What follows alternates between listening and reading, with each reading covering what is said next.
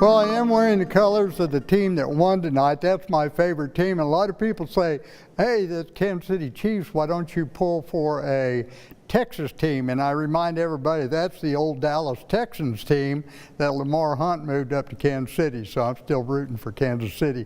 Good game tonight. Weather-wise, good night too. We've not had very much going on. We're starting to cool a little bit. We're going to work prefrontal. We've got a couple of fronts coming in. I'm still talking about this super cold air. Last night I mentioned a big area on the north side of the Arctic that was at 45 below zero centigrade up at 18,000 feet off surface. Well, today it's colder still.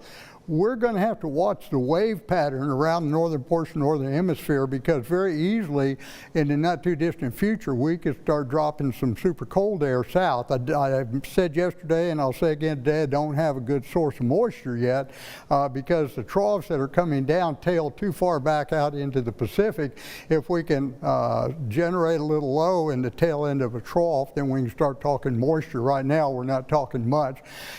The sky is pretty much open. We don't have much to look at overhead tonight. Got a pretty decent little portion of the moon. Temperatures are already dropping through the 50s. We'll see both 40s and 50s tonight. Back to the northwest north. It's going to vary. We're back to a southerly wind flow, and that southerly wind does allow us to advect in warm, moist air, and that more moist atmosphere heats or loses heat a little more slowly. So the winds are calm but southerly, and so what we're going to do is start 50 in the morning, big number 79, south wind 10 to 15 gusts to 20. Skies should be generally mostly sunny. We go to a strong wind southwest, we start pumping our numbers up because that's dry air, it's warm air advection, and so the numbers come on up. Now that front comes in, it looks to me like evening, early nighttime, so I didn't go for precipitation on this system.